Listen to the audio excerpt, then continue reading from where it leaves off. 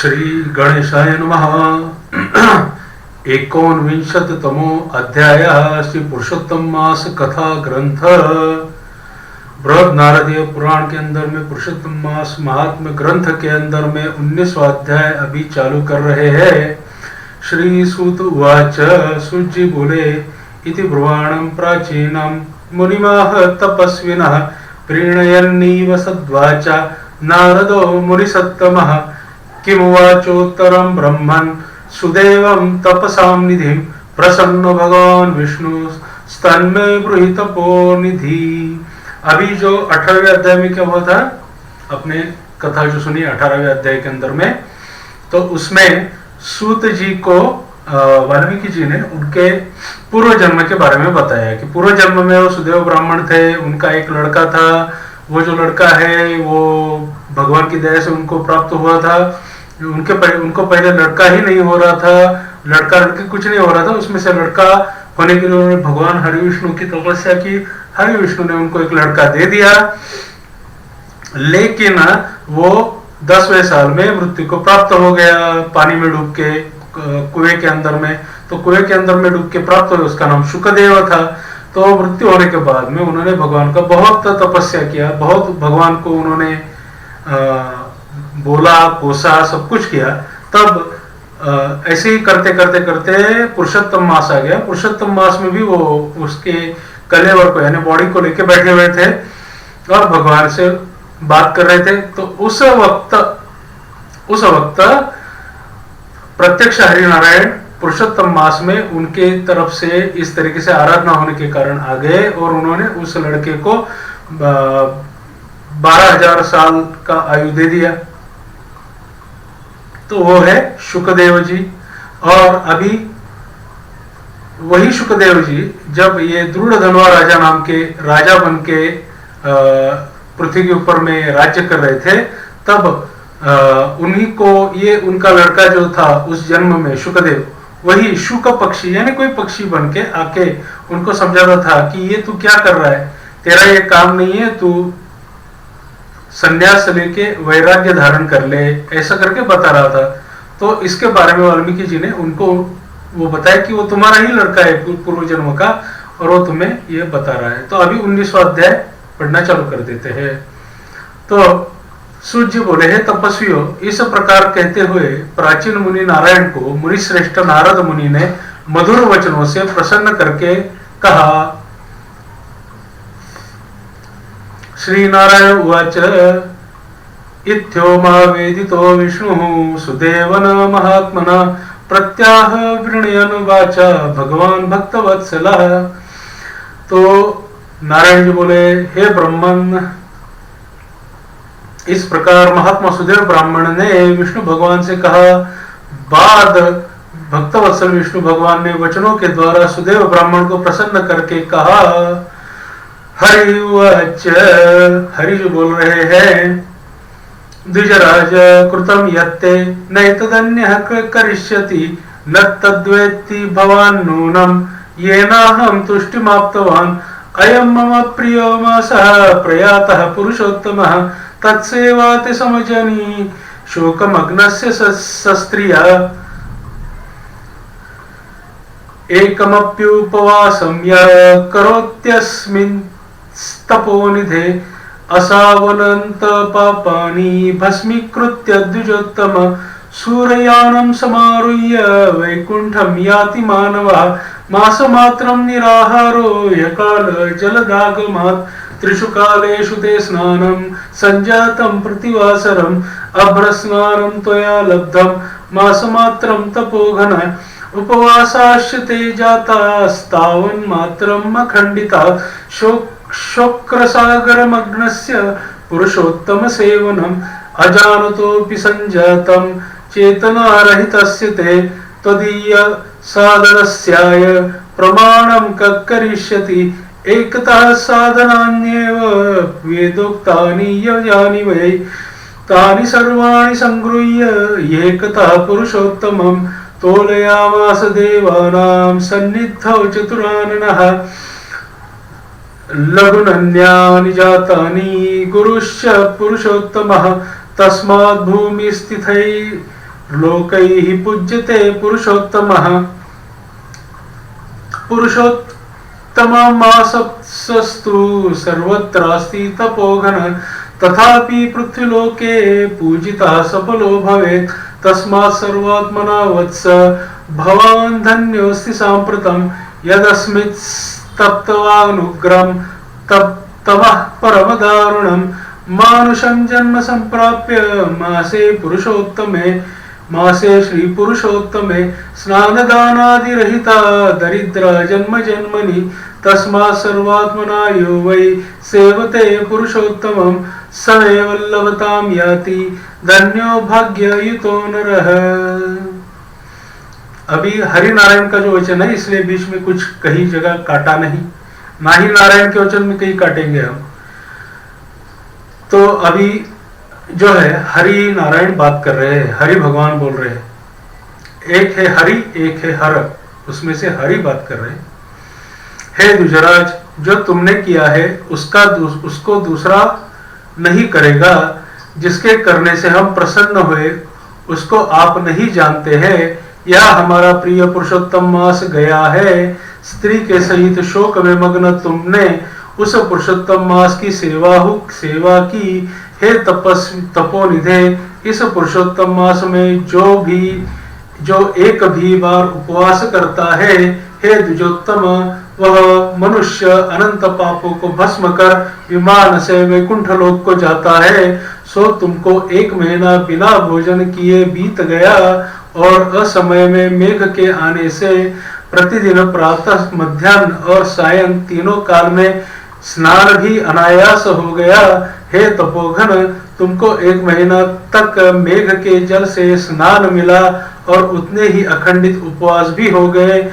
शोक रूपी समुद्र में मग्न होने के कारण ज्ञान से शक्ति से होने तुमको अज्ञान से पुरुषोत्तम मास का सेवन हुआ।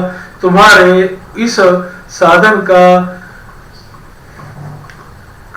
का फल कौन बता सकता है। तराजू के एक तरफ पल्ले में वेद में कहे हुए जितने साधन है उन सबको रखकर, और दूसरी तरफ पुरुषोत्तम मास को रखकर देवताओं के समान ब्रह्मा ने तिलन किया, और सब हल्के हो गए, पुरुषोत्तम भारी हो गया। इसलिए भूमि के रहने वालों लोगों से पुरुषोत्तम का पूजन किया जाता है। यानी पृथ्वी पर रहने वाले लोगों से पुरुषोत्तम का पूजन किया जाता है।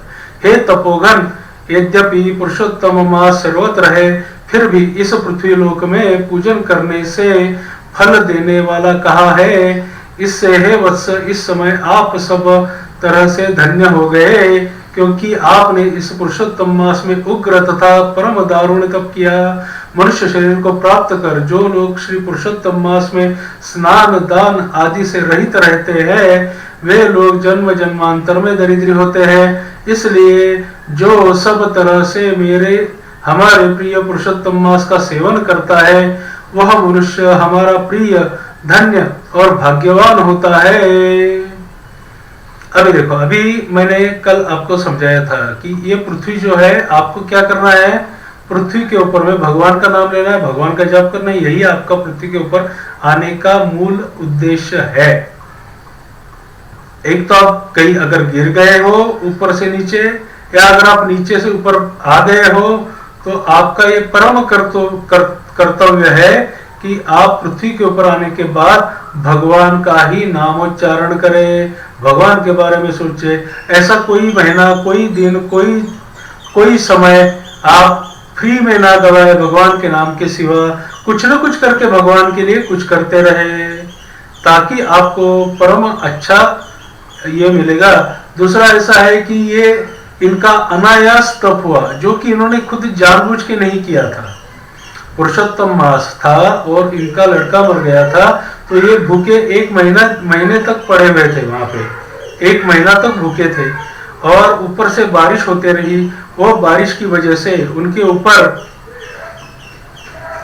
तीनों काल उनका नहाना हो गया। इसकी वजह से प्रत्यक्ष हरि नारायण को आना पड़ा, और हरि नारायण ने इनको वर दे दिया, और उनका लड़का जीवित हो गया।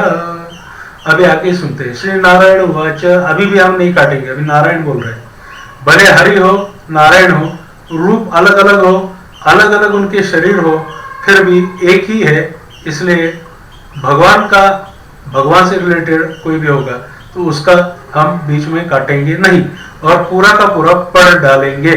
श्री नारायण उवाच, एवं उक्त्वा हरि शीघ्रं जादव जगदीश्वरः वैनतेयं समारुह्य वैकुंठं ममलं मुने सपत्निकः सुदेवस्तु मुमुदे अहनिशं भृशं मृत्योत्थितं शुकं दृष्ट्वा पुरुषोत्तम सेवनात् अजानतो ममैवासीत् पुरुषोत्तम सेवनं तदेव सफलं जातं येन पुत्रो मृतोत्थितः अहो एतादृशो मासो नैव दृष्टः कदाचन इत्येवं विस्मयाविष्टः मासं सम्पूजयत् ततः तेन पुत्रेण मुमुदे सपत्नीको द्विजोत्तमः पितरं नन्दयामास शुकदेवोऽपि सत्कृतैः स्तुवनमासं च विष्णुं च पूजयामास सादरं कर्ममार्गस्पृहां त्यक्त्वा भक्तिमार्गैकस्पृहा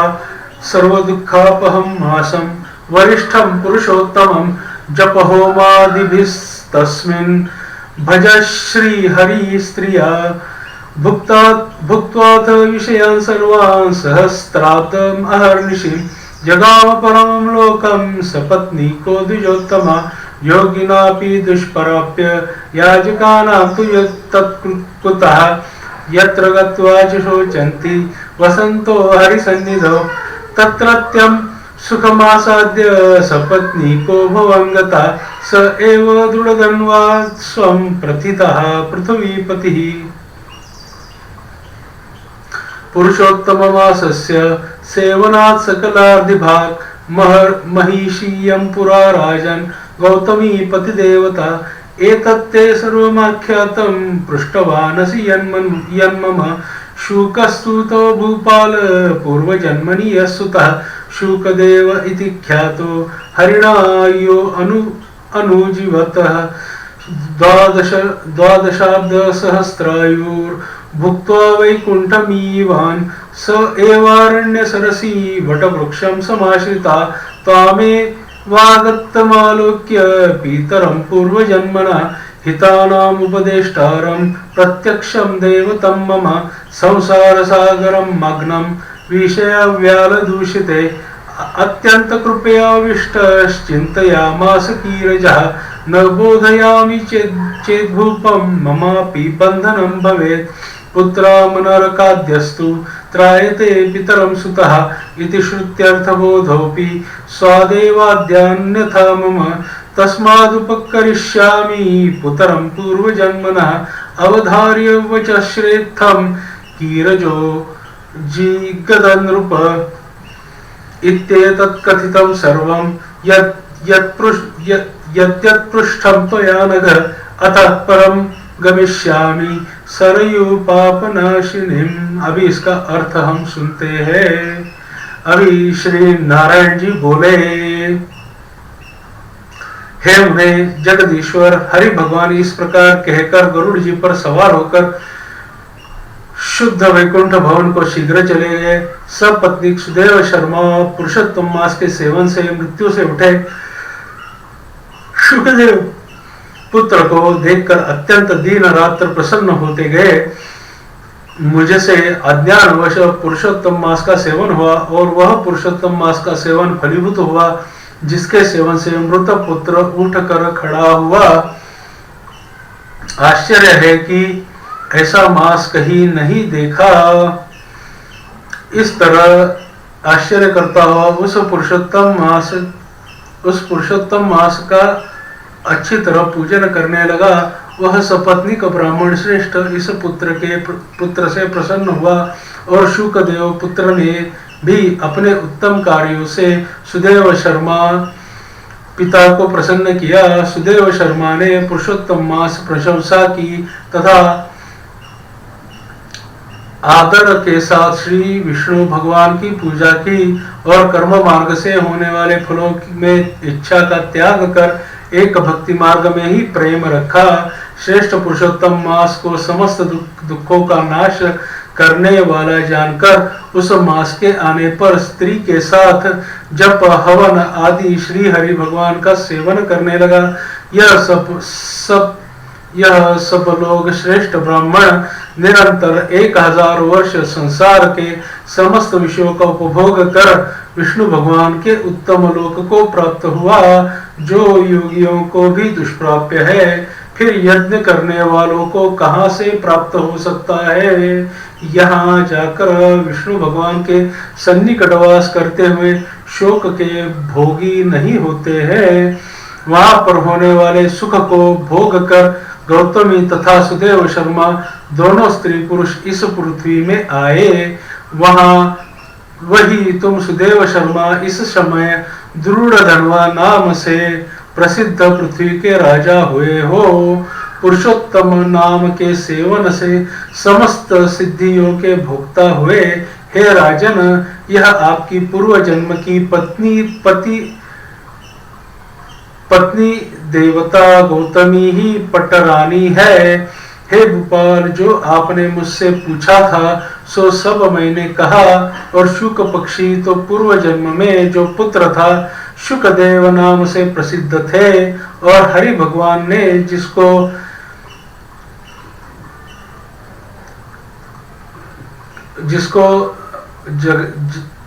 जिसको बचाया था वह 12,000 वर्ष तक आयु भोग कर वैकुंठ को गया। वहां वन के तालाब के समीप वट वृक्ष पर बैठकर पूर्व जन्म के पिता तुमको आए हुए देखकर मेरे हितों के उपदेश करने वाले प्रत्यक्ष मेरे दैवत विषय रूपी सर्प से दूषित संसार सागर में मग्न इस प्रकार पिता को देखकर और अत्यंत कृपा से युक्त वह शुक पक्षी विचार करने लगा कि यदि मैं इस राजा को ज्ञान का उपदेश नहीं करता हूँ तो मेरा बंधन होता है।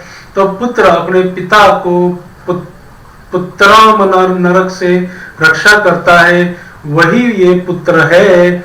आज मेरा यह श्रुति के अर्थ का ज्ञान भी वृथा हो जाएगा, इसलिए अपने पूर्व जन्म के पिता का उपकार करूंगा। हे राजन द्रुढ़धन्वा, इस तरह निश्चय करके वह शुक पक्षी वचन बोला था। हे पाप रहित राजन, जो आपने पूछा सो सब मैंने कहा। अब इसके बाद पाप नाशिनी सरयू नदी को जाओ। श्री नारायण उवाच इत्येवं प्रथम जनु चरित्रं मुक्त्वा भूपस्य प्रतियशस्विनश्चिराय गच्छन्त मुनिमनुनीय राजराजः प्रोवाच किमपि नमन्न गण्य पुण्यः। इति श्री बृहद्नारदीय पुराणे श्री पुरुषोत्तम मास महात्म्ये श्री नारायण नारद संवादे वाल्मीकिनोक्त द्रुढ़धन्वोपाख्याने पुरुषोत्तम मास महात्म्य कथनम नामे विंशतितमो अध्यायः। सो श्री नारायण जी बोले, इस प्रकार बहुत समय तक उस प्रसिद्ध यशस्वी राजा द्रुढ़धन्वा के पूर्व जन्म का चरित्र कहकर जाते हुए वाल्मीकि मुनि की प्रार्थना कर असंख्य पुण्यवान राजाओं का राजा वाल्मीकि मुनि को नमस्कार करता हुआ कुछ बोला। इति श्री बृहद्नारदीय पुराण के अंदर में पुरुषोत्तम मास का महात्म्य है, उसके अंदर में नारायण और नारद का संवाद है। और ये वाल्मीकि जी ने और द्रुढ़धन्वा को अपना उपाख्यान बताया है, उनका ही जन्म के बारे में बताया है। और ये पुरुषोत्तम मास का महात्म्य कथन जो है इसका 19वां अध्याय अभी पूरा हो गया।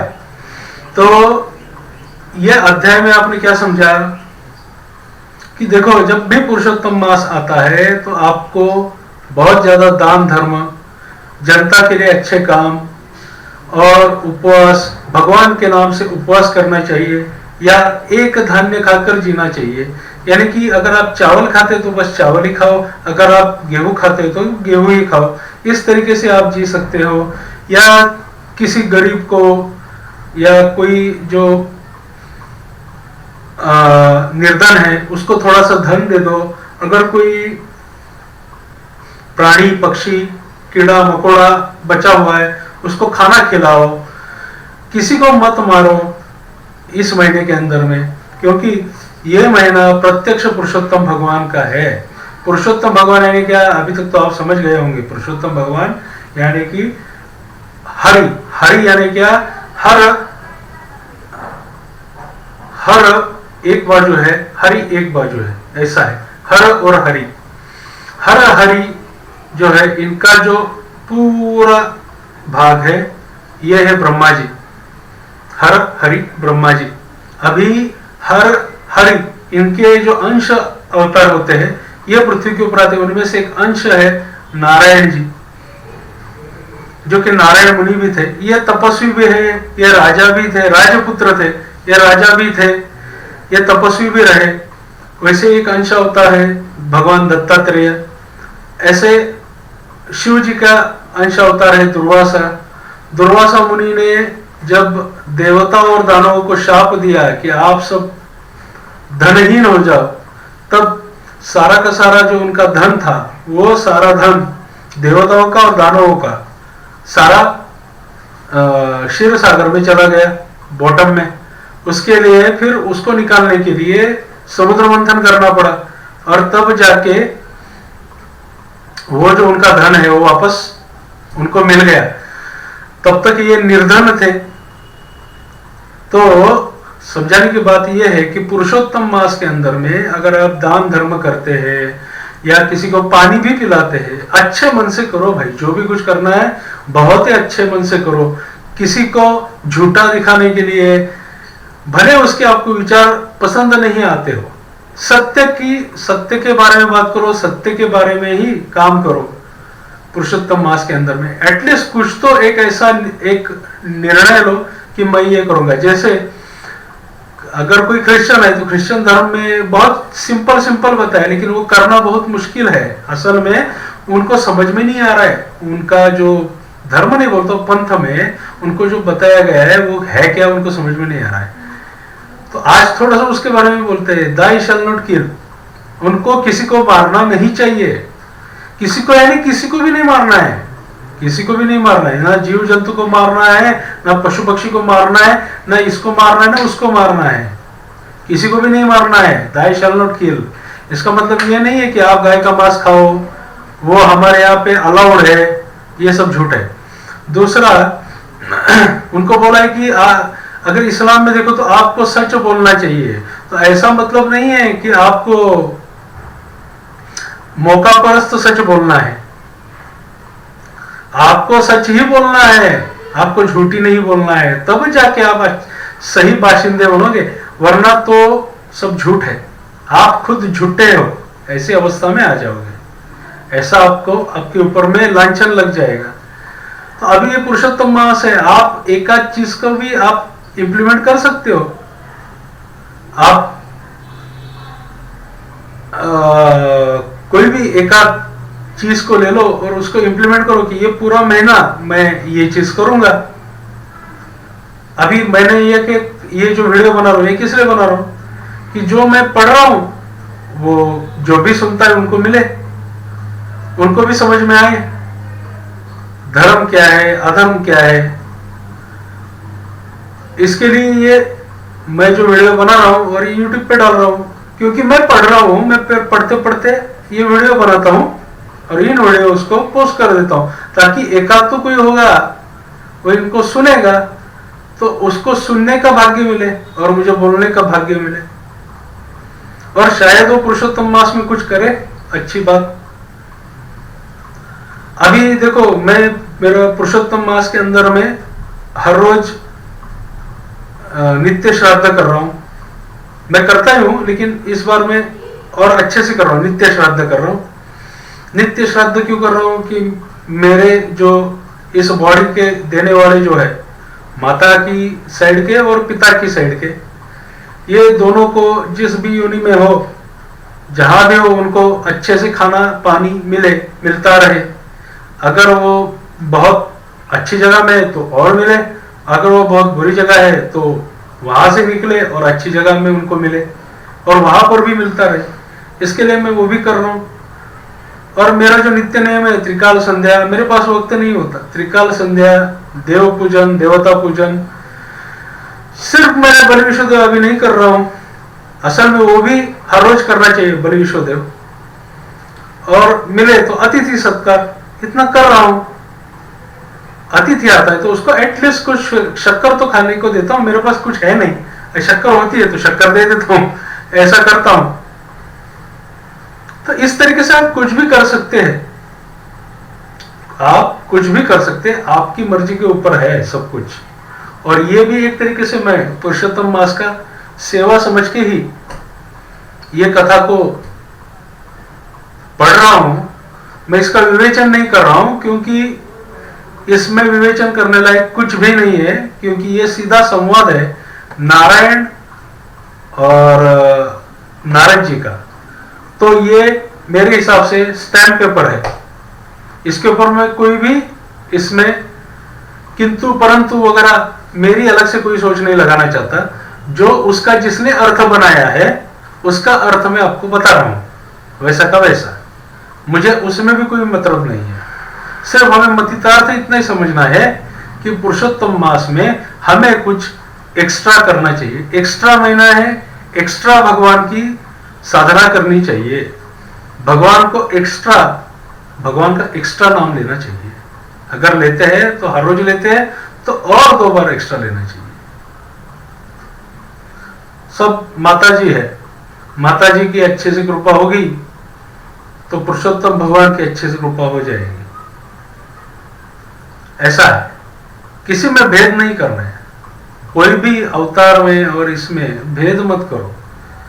आप अपनी भेद, किसी के अंदर भेद करने जितनी अपनी लेवल नहीं आई है। हम अगर किसी के सामने बराबरी के होंगे और उसके बारे में हम बात करते हैं कि ये छोटा है और ये बड़ा है, यानी अगर कोई भाई है और मेरे चाचा अगर बोलते कि ये इसका छोटा भाई है और ये उसका बड़ा भाई है, तो उनको वो अधिकार है।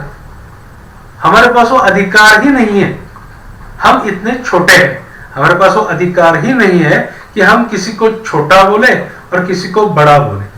हम कैसे हैं, हम बच्चे के जैसे। तो बच्चों को क्या, कहां से भी टॉफी मिले तो खा लेनी चाहिए, टॉफी कहीं से भी मिले खा लेनी चाहिए। तो इसलिए किसी को भी बुरा नहीं बोलना है, किसी को भी अच्छा भी नहीं बोलना है। जो सामने है उसके हिसाब से आपको बर्ताव करना है और भगवान का नाम लेते रहना है ये मास में। तो ये सारा का सारा भगवान गणेश को, मालिक को अर्पण कर देते हैं और पूरे शिव परिवार, विष्णु परिवार और ब्रह्मा जी के परिवार को अर्पण कर देते हैं। आप सबका भी मंगल हो जाए, यही कामना करते हैं।